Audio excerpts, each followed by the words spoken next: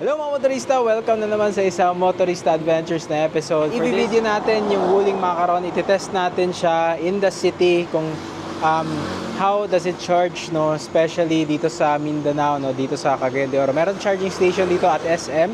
So iti-try natin yan. Tignan natin kung kumusta yung charging niya. Ask ko kayo ng feedback kung kumusta naman yung range nitong macaron natin and kumusta naman yung consumption niya. So yan yung video natin today. So samahan niyo ako mga motorista.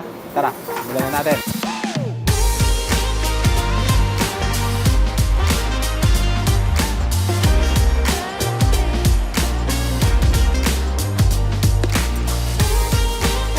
Really nice, no? Kasi yung parang LED nagsasaraw ng ating headlight, that doubles up as your turn signal lights as well. Yung ating headlight is halogen projector siya. Napaka-ganda naman ng yung design niya. So very small siyang tignan, especially at the back. Napaka-straight niya dito sa likod. We do get reverse camera, which is nice, and reverse sensors. And I really like this LED tail lights, no? Same form siya pag nakailaw dun sa harap. Yung likuran natin, wala na siyang masyadong space dito. Yan, so limited na lang yung space niya. So kagaya nito, meron tayong bag. Ito lang yung kaya niyang kaya mong ilagay. So mga maleta dito muna sa second row, no? Or you can fold this one para mas maluwag siya. Yung wheels and tires natin dito sa ating macaron is a really small tire, no? So yung gamit nito is Eco tire. So Green Max Eco Touring or Eco Touring 145 by 70 R12, no, yung ating tire. Disc brake sa harap, steel wheel, and meron siyang cover. Okay, pero napakaganda ng pagka-cover niya na parang talaga siya, no, naka-mags or naka-rims. Okay, so yan yung ating huling macaron, naka McPherson strut sa harap. Motorista, ito yung interior ng huling macaron, no. So very simple lang siya na interior, very straightforward. So itong steering wheel natin, wala siyang audio controls, meron siyang airbag, which is really nice. And you can see you have your TFT screen sa harap natin, no? So it shows you your battery percentage, shows you your range, yung kung nagre-regen siya, it shows you also. Meron din tayong sport mode, and ipipress mo siya dito, meron tayong pindutan dito. So eco mode and sport mode. Meron din tayong reverse, neutral and drive, meron din tayong trip mileage 16.6 kilometers, no. And also you also get your time and also the date, diba? Kompleto yan. Meron din tayo ditong mga motorista, no, yung trip reset natin. Meron tayong button here, no, para sa ating tire pressure monitoring, and yung ating fog light na button, and adjustable din yung ating headlights dito. Okay, and dito naman din mga motorista, you can also see that we have your controls for your air conditioning. So you have AC, you have your fan. Dito naman is ito yung ating Bluetooth. Meron tayong AM, FM. So very basic lang. Okay, so you can stream from your phone. Unfortunately, wala tayong lalagyan ng phone dito. Mas maganda sana kung meron, pero that's what we get. Meron tayong cup holder here.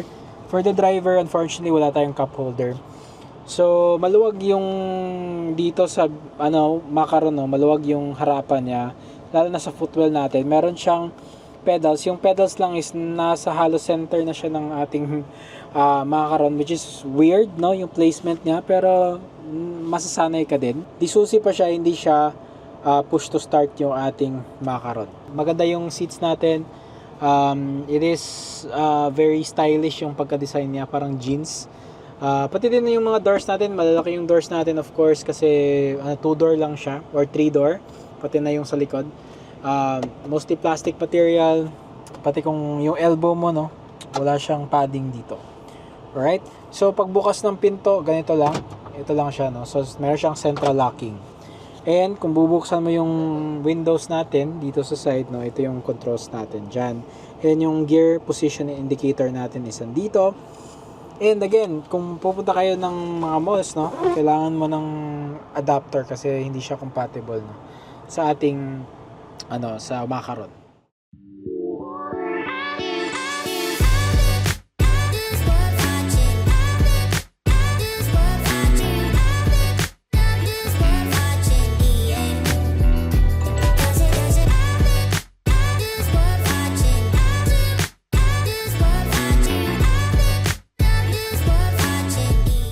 mode siya, napaka-smooth ng throttle response, no? So parang normal lang na 3-cylinder na car na yung acceleration niya, pero mas maganda to kasi walang vibration. So napaka-smooth, walang ingay sa engine, walang vibration, 'di ba? So relax lang yung yung progression ng throttle. Pagdating naman sa sport mode, medyo aggressive siya, no? So I'm really enjoying my time dito sa Wuling Macaron, mga motorista, no? By the way, we get power windows, no, on both sides. You get big side mirrors when you drive it, especially in the city limits. Number 1, napakadali lang niyang i-park. And number 2, meron na siyang reverse camera, no, nakasama for the price, no. So I mean, I think, no, yung Macaron naman is isa lang yung model nila for the Macaron, which is this model. So again, kasama na siya sa price na binili mo. Number 2 is that it's very maneuverable. So since maliit lang siya, yung turning radius niya napaka-ikli lang. So kung i-maneuver niyo siya in tight parking spaces, sa magti 3-point turn ka, kayang-kaya, walang problema, no. So napaka-easy lang niya. Next dyan is yung overall na visibility dito sa loob. Malaki yung mga windows natin, and pati yung windshield natin napakalaki, and you sit very high dito sa sa Wuling Macaron. That's why siya, napakadali lang niyang i-drive, no. So hindi ka masyadong manidibago, and very basic talaga siya na electric vehicle, no. So isa lang yung screen mo dito, which basically you have your gauges and all the things that you need to know, no, regarding your trip for the EV na mga items dito, like the battery, yung range mo, no, sa current charge mo, 'di ba? So again, lahat ng 'yan andito lang sa screen. Yung AC naman natin, no, I wish na medyo mas malakas pa siya. Medyo nahihinaan ako sa fan niya. Once kung nilakasan mo din yung fan niya, medyo malakas din yung sound, no, medyo maingay siya. But anyway, kaya naman niyang palamigin yung Wuling Macaron, considering na wala pa tayong tint nito. Pag meron na tong tint, medyo mas lalamig pa yung interior natin. Ngayon kasi walang tint, so medyo mainit siya ng onte, no? Yung radio naman natin, very basic, no? I wish mas malakas pa yung volume. Naka full volume na yung phone ko. Dito, kailangan mo pa siyang i-max volume para medyo marinig mo, lalo na kapag naka-on yung air conditioning.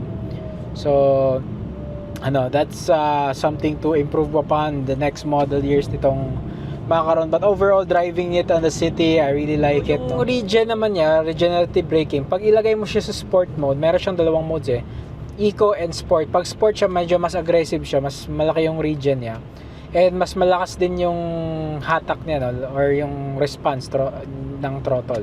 When it comes to the handling, it's very responsive naman yung steering wheel natin. Once I turn the steering wheel, diretso, mag-change siya ng trajectory niya kung saan tayo nagti-turn.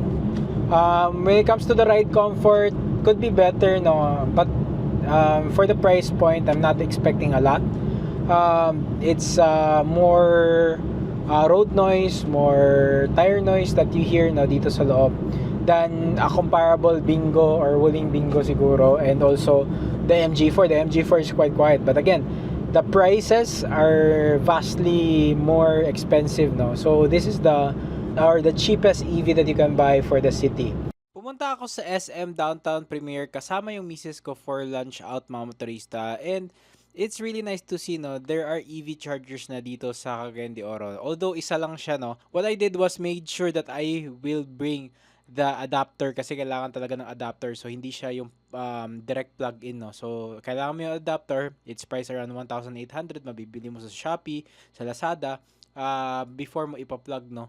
Plug in na natin yung ating Wuling Bingo with 31% charge. So ngayon, balikan natin after 1 hour and 30 minutes. So mga motorista, after 1 hour 20 minutes, tignan natin kung kumusta yung charge. So ngayon, it's already 12:47. Tignan natin kung ilan yung nagdagdag sa 31% na charge. Tignan natin here. Ayan, 47% na pala, mga motorista, no?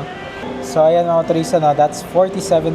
Medyo laki-laki din yung nadagdag sa charge natin, which is really nice. So maganda talaga pag meron kayong wall box sa bahay nyo kasi mas mabilis yung charge parang ganito.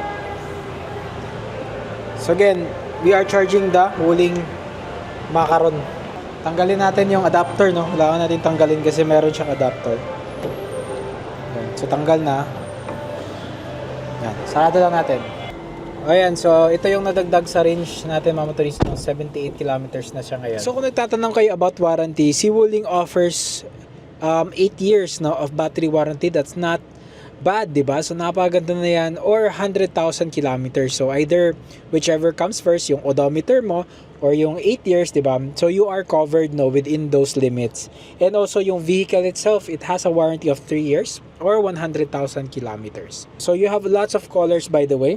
Meron kang yellow, meron kang pink, green, and cream color. So itong color na to, this is the cream na color, which is really nice, no? Very light siya na color and very elegant looking color. For 699,000 pesos mga motorista, if you're just using the Macaron in city driving conditions, no-brainer, maganda talaga siya.